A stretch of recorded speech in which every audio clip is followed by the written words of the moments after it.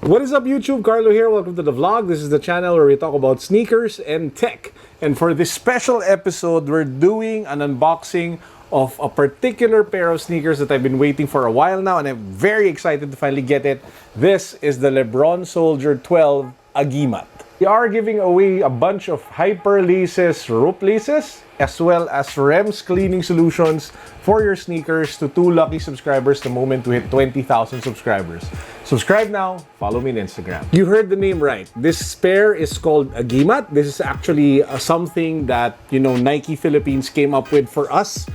Here in the Philippines, I think in their media launch, they said that this was made by a warrior for warriors, or mula sa mandirigma para sa mga mandirigma. And I think it's just very apt considering they came out with it on Independence Day. We have FIBA coming right up, and it's just a really nice gesture from Nike Philippines to come up with custom sneakers for us Filipinos. So to Nike Philippines, you guys rock.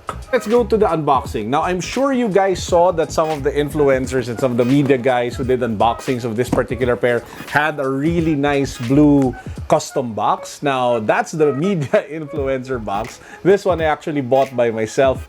Was able to copy it from a Nike store. And this one is the usual typical consumer box. It's your black Soldier 12 box with Lebron James here on the side, and the usual tag and all of the other information on the box itself. So you don't get like the special color blue and gold AGIMAT box if you pick this particular pair. Pop it open, you have the typical wrapper.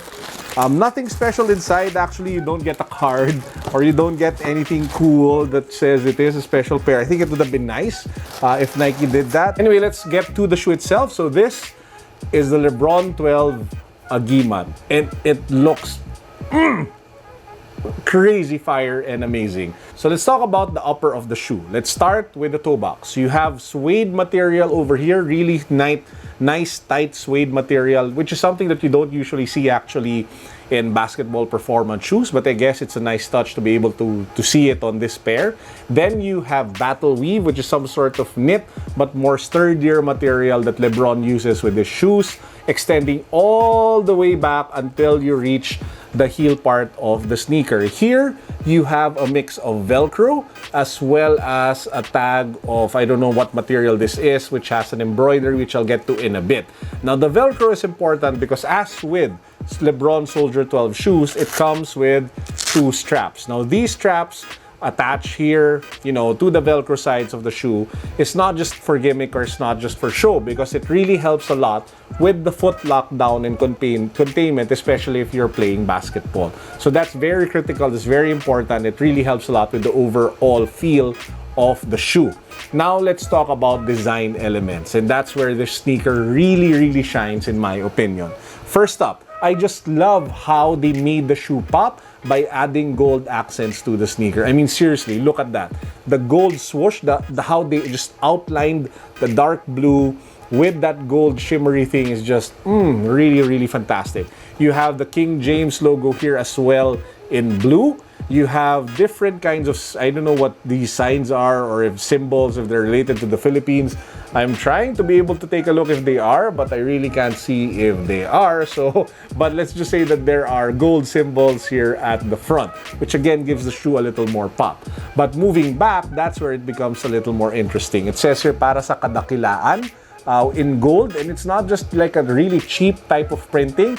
It really looks like more that it's embroidered, because if you touch it, you can feel the outline of the letter standing out, which is a testament to the quality. They could have easily just printed it, but instead they went for something a little more quality and a little more standout when they put the materials and the lettering here at the back. Moving to inside the shoe, we even have like a little more Filipino elements here, because if you take a look at the color blocking, they use Filipino flag colors. You have red, yellow, and white, which again are dominantly the dominant colors of our flag. Now, I'm not sure if that's intentional, but that's the vibe and that's the feel that I get when you take a look at inside the shoe. You see our flag colors.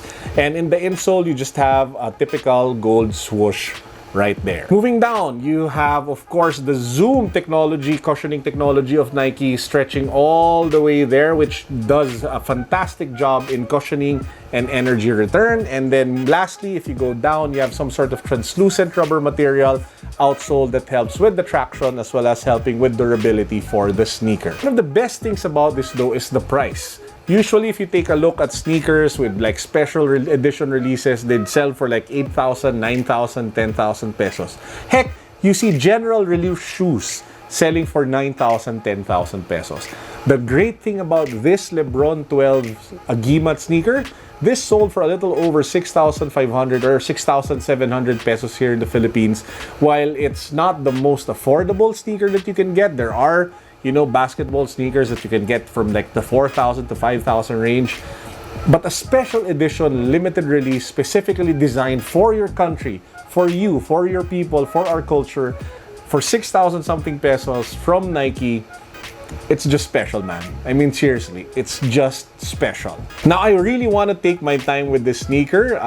That's how much actually I'm loving it and appreciating it. Again, to the guys over at Nike, you guys rock. You guys did something special here. So I will be doing like a more comprehensive review with the on feet and all of that stuff in the coming days ahead. So please do make sure to watch out for more content on the Lebron Soldier 12 Agimat in the coming days on this channel. And that's actually it for this quick unboxing. So make sure that you guys subscribe to the channel, make sure that you follow me on Instagram, so the moment we have more content about the Lebron 12 Soldier Agimat, you get hit notified on your phone or on your laptop.